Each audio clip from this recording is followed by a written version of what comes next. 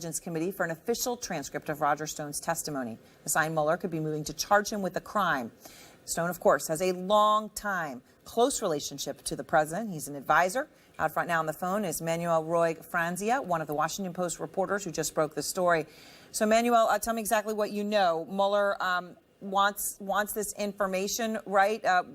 What more can you tell us as to why and what? Well, this is a significant moment in the trajectory of this whole case for this reason. It's common in cases when an indictment might be in the offing that the prosecutor will ask for an official certified copy of testimony, and that could possibly be what's happening here. It's likely that Mueller already has the details of what Roger Stone said during that meeting, but this is a box-checking move that legal experts say could mean that more legal action and even possibly an indictment is coming soon. Right, you want to check every word, right? You know it. You want to just check every word and cross every T, check every apostrophe to make sure an is wasn't an isn't. I mean, Stone's response to your report, Manuel, was, quote, "This is devolved into gotcha word games, perjury traps, and trumped up process crimes." I think people can see through the political motivations behind this. What's your reaction to that? I think that Mueller is in for a real public relations battle with Roger Stone, a guy who has access to a lot of people in the media and likes to mix it up, wants to fight, is going to be throwing punches both above and below the belt at Mueller, the people in Congress who have been casting aspersions against him, and is used to getting down into the weeds on the details of whatever he's battling about. This is somebody who was formed in dirty trickster political campaigns, and he will probably give as good as he gets. All right. Thank you very much, Manuel. And that is one of the reasons when you say, look, his friendship with Donald Trump, right? Another person who likes to mix it up and loves to fight. Roger Stone is of that ilk. Out front now, Harry Sandick, former assistant U.S. attorney for the Southern District. Frank Bruni, columnist for the New York Times. Juliet Kayyem, former assistant secretary for the Department of Homeland Security under President Obama. And Larry Noble, former general counsel of the Federal Election Commission. Harry, you heard what Manuel said, like this could be very hugely significant. They know what he said. This is you are literally checking every word, and you're probably only doing that if you're preparing to be done. I think that that's a very good inference, and the one that I would draw too. In the indictment, you're going to want to quote the exact words that were used if you're bringing a false statements claim based on his testimony. So you're going to want to put that document before the grand jury itself. You're not going to just put a paraphrase of what Stone said, because the words he chose are important. You might also want to know whether he went back to correct his testimony. Sometimes a witness testifies and submits an errata sheet to correct certain things. So you want to get it 100% right. Juliet? I think that's exactly right. Nothing to change on Harry. I think it's what's important to remember. This is the first time that we're aware of that Mueller has asked specifically for the testimony of someone who testified before the House Intelligence Committee. Now, I doubt he's going to get it right now. Remember, Congressman Nunes is still in charge. He's not going to be helpful. He's never been helpful. He's always protected the president and people like Roger Stone. We're going to have to wait a couple weeks until there's new leadership with Adam Schiff.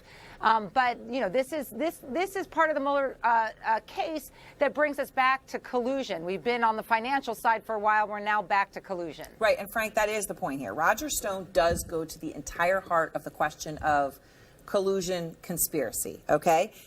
At one point, and this is right, what his relations with WikiLeaks and helping to get all these emails that were damaging to Clinton and helpful to Donald Trump.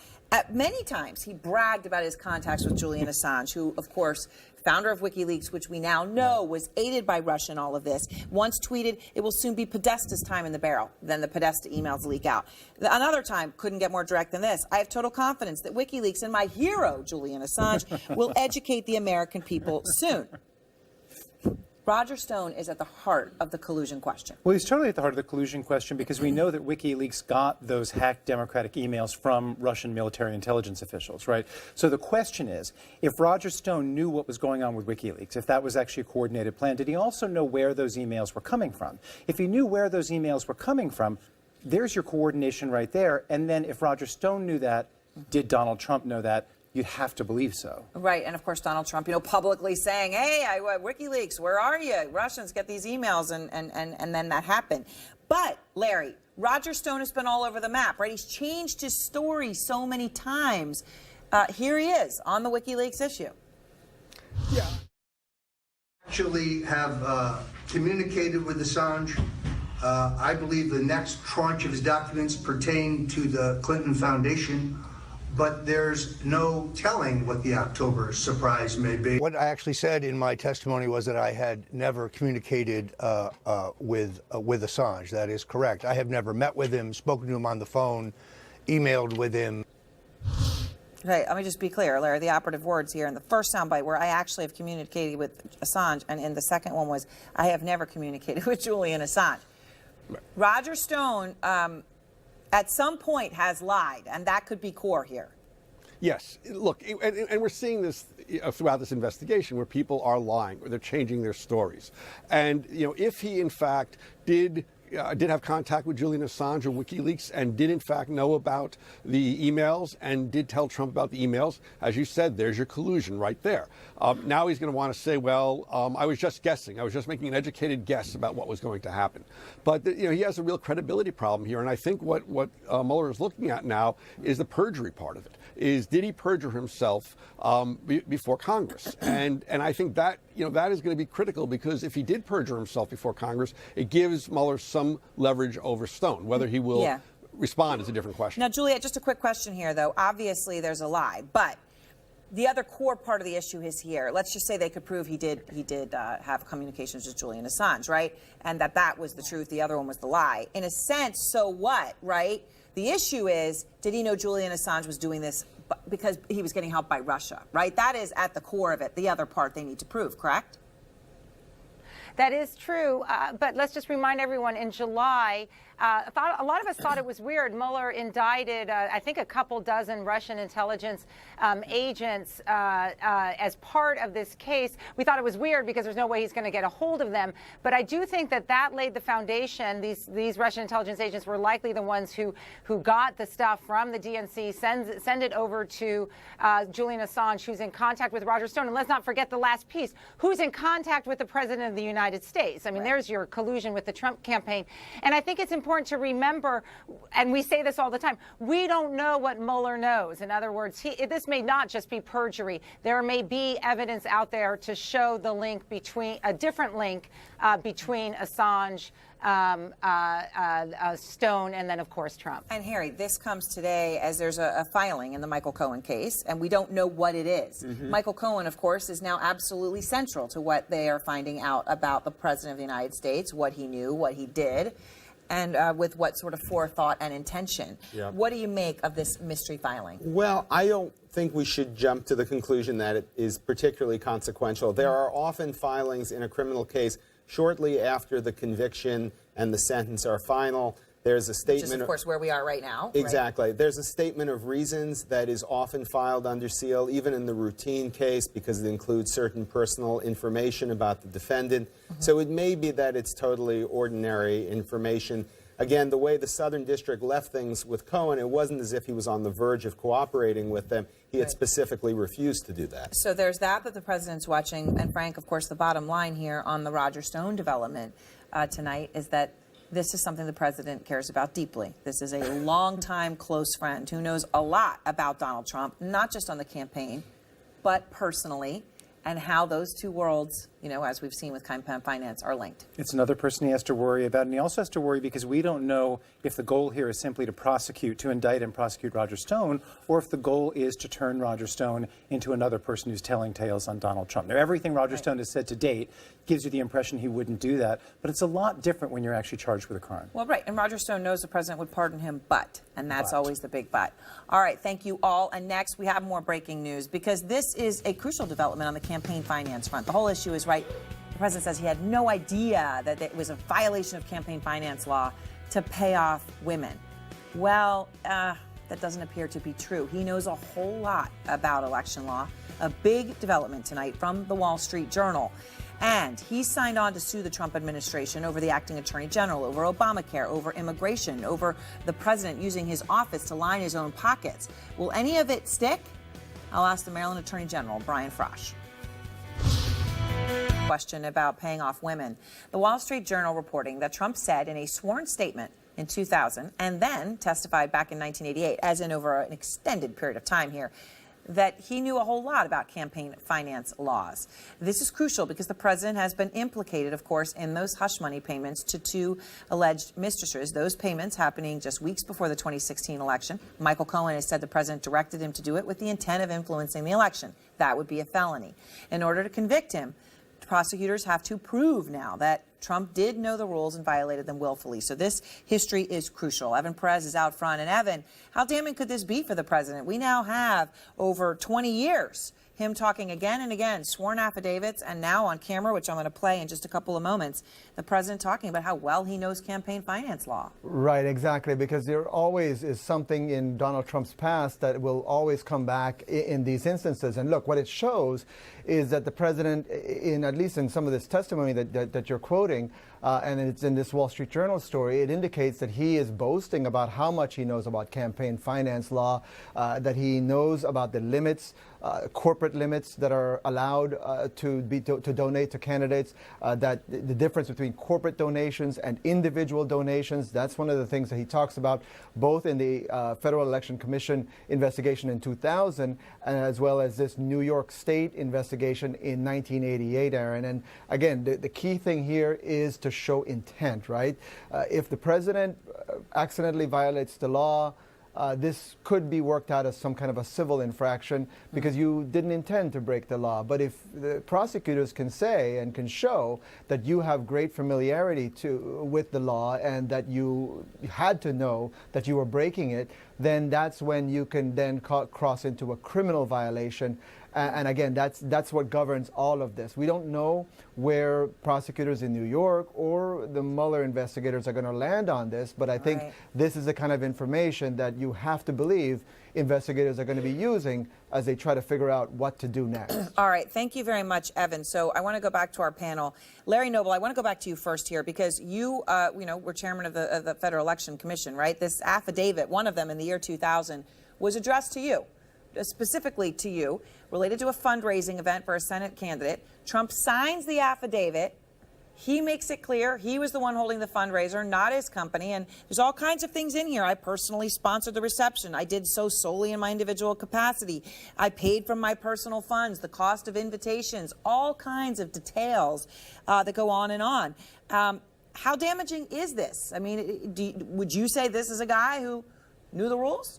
Yeah, this is incredibly damaging. I should correct you. I was general counsel, not a commissioner, but this is incredibly damaging. What the Department of Justice has a manual on prosecuting election law offenses, and what you have to show for a criminal prosecution is that it's a knowing and willful offense, and knowing and willful means that you knew that it was against the law. And one of the things they say in their manual is that experience with the law goes to help prove that it was a knowing and willful violation, being knowledgeable about the law. And what this shows is real knowledge. What really struck me about it is that he's talking about some of the minutiae of campaign finance law, about how you actually put on a fundraiser. After I left the FEC, I was in private practice for 6 years, and then I also taught law school, and teaching about how to do fundraisers, about having the money not touched by other people, by having people from the candidate's campaign committee take the checks. Those type of details are things that you have to teach lawyers. He seems to know all about that. So I think he has a hard time now saying he didn't understand that corporate contributions, the contributions over the limit, that somebody paying your hush money for you for the purpose of influencing a campaign was illegal. I mean, Harry, so that's the 2000 affidavit that Larry's talking to, right, in which he has referenced. In 1988, Trump testifies, I've gone through federal campaigns, and frankly, it's the best thing that ever happened to me because you're limited to $1,000 contribution. I guess I don't know if he's making a joke about being cheap or what, but the point is he's saying he knew the rules, and he bragged about it on television, okay? Here he is with Larry King. Again, we're back here in 1999.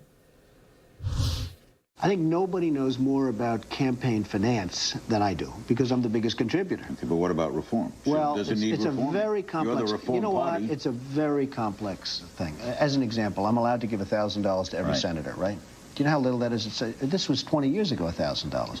Now, I love it because, you know, I'm capped out at $1,000 per senator, and they all love me for it. You know, I give them $1,000, it's great.